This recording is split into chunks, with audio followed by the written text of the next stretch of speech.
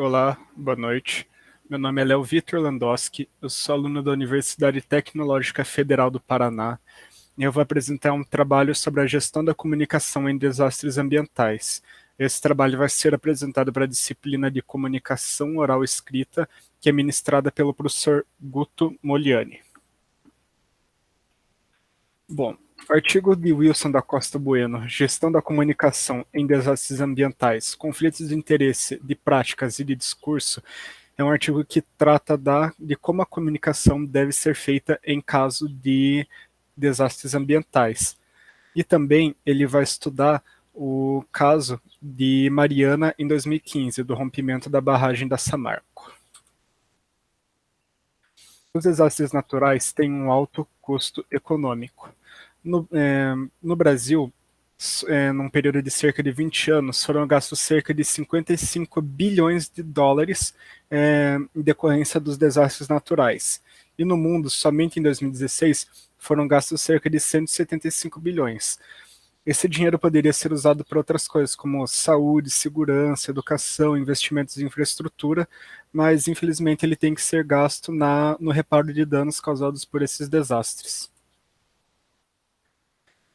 Os danos não materiais causados por desastres naturais acabam sendo, de certa forma, maiores do que os danos materiais. No mundo, somente em 2016, ocorreram cerca de 8,7 mil mortes, e num período de 20 anos, de 95 a 2015, ocorreram mais de 600 mil, sendo que mais de 4 bilhões de pessoas foram desabrigadas. E isso é muito pior do que os desastres econômicos, porque se reconstruir, tudo volta ao normal, mesmo que demore, mesmo que gaste muito dinheiro, as coisas iriam voltar ao normal, mas na questão das vidas, elas não voltam. Bom, a gestão nos desastres naturais, ela deve ocorrer de forma muito parecida com a que ocorre em crises empresariais, segundo o autor, que engloba ações de estratégia, de postura, e ela tem que ser feita em pelo menos 3 etapas. A primeira etapa, ela é responsável pelos estudos antes do desastre acontecer. É uma etapa preventiva. Ela envolve desde o estudo das populações que seriam afetadas por um eventual desastre, até o treinamento dessas populações para evacuação, por exemplo. A segunda etapa, ela já é depois que o desastre aconteceu. Ela é responsável pelo enfrentamento do desastre.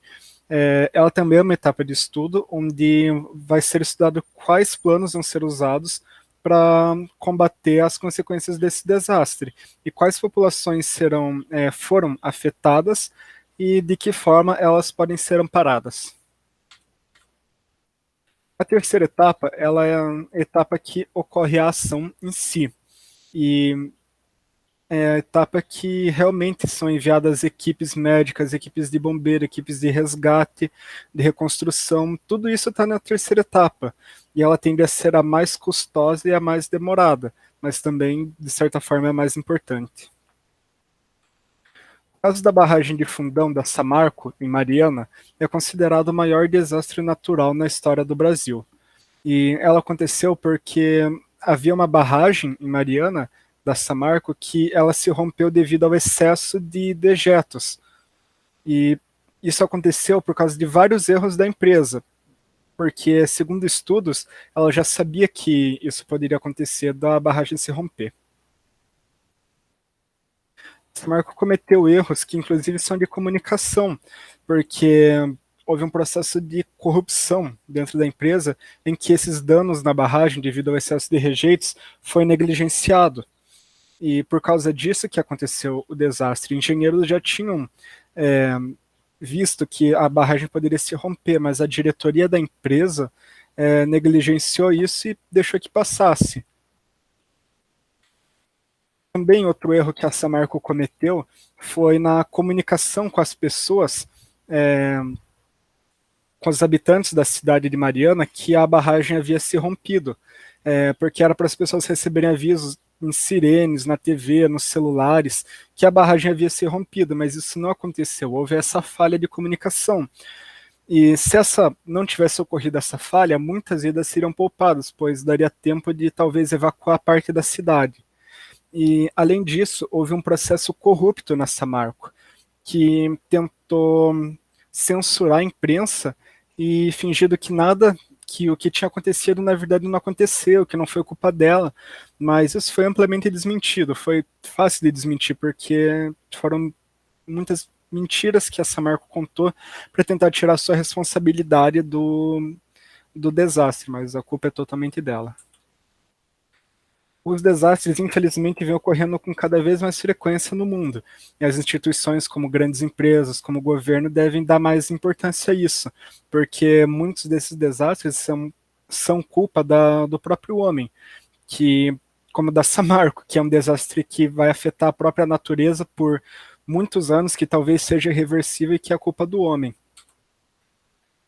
A comunicação tem tomado um tom cada vez mais ético e mais transparente, porque com a era da internet, fica fácil de desmentir falácias como a, a da Samarco de que ela fez coisas e que na verdade ela não fez. Ela devia ter tomado mais cuidado, devia ter ouvido os engenheiros, os especialistas, mas ela não ouviu e por isso aconteceu esse processo, esse desastre muito triste, que vai ficar marcado na história do país.